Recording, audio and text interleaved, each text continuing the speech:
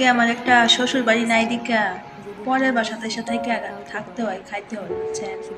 খাইতে আফসোস। কবে যে একটা শ্বশুর বাড়ি হবে আর কবে যে নিজে রান্না বাড়া করে নিজের। মানুষের জীবনটা কি এরকম না?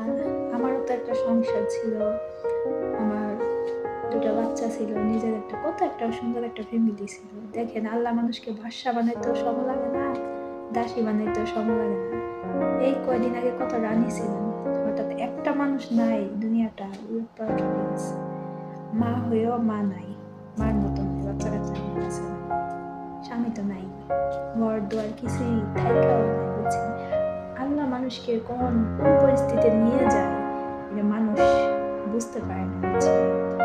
এটাই বলি, ভাগ্যের লিখন কেউ খণ্ডাতে পারে না। রাজা হয় বাদশা, আর বাদশা হয় ফকির।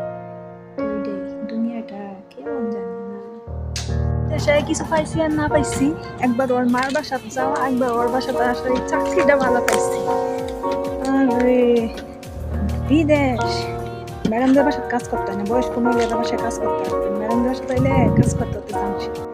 এমন কি কেউ আছে যে আমার সাথে প্রেম করবেন? সমস্যা নেই, আমার সাথে প্রেম করতে পারবেন, দুইটা বাচ্চাও ফিরে পাবেন, বুঝছেন? কিন্তু আমার কাছে কিছু নাই বা রিস্কি কিছু দিতে পারবেন না। যদি করেন জানেন, দুইটা বাচ্চাও পাবেন, সুন্দরী বউ পাবেন। যে যে বাসার কাজ করে এই বাসাতে মাথায় একটা শান্তি লাগে। বাসার গাছে এসে পানি দিতে, তো এখানে আসলে আমার একটা শান্তি লাগে, কেন এখানে কাজ করছি। কিন্তু আমার মার বাসার মধ্যে ভালো লাগে না, কিন্তু ঠিক কথাই গাছে পানি দিতে এসছে। ভাই, ম্যাডামের মেয়ে হয়েছে, ওর মা 150 টাকা দিচ্ছে, আমার দিচ্ছে 150 টাকা, আর ওর বাসার যে কাজ করে দিচ্ছে 150 টাকা দিয়ে কাজ করতে হচ্ছে। কাজ করে কাজ করবে ভাই, যে বেতন পাইছি, কি মনে করছে ব্যাংকে ছাড়বে?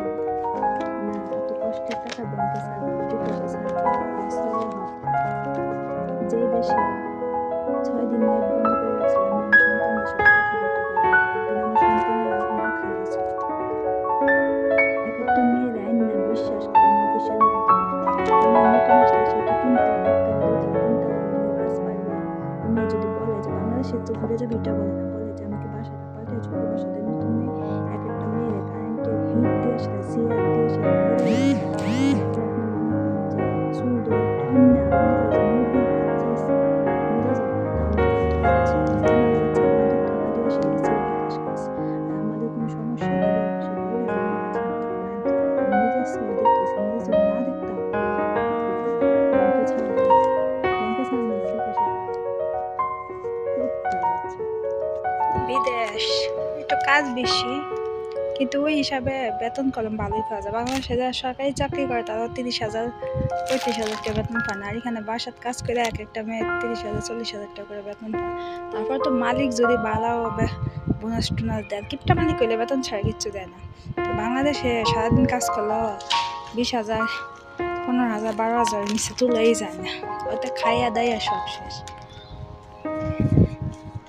কি বাতাস বাইরে, বাসায় এসি আর কবে যে বাসায় নিজের বাসার মধ্যে, প্রথম যে বাসার মধ্যে কাজ করি বাসাটাই ভালো লাগে, পরে দ্বিতীয় বাসাটা আর ভালো লাগে না। আমার মার বাসাটা আমার ভালো লাগে না, ঠিকঠাক থাকতে আর 10 দিন থাকুন, 10 দিন পরে আমার বাসায় আসবো।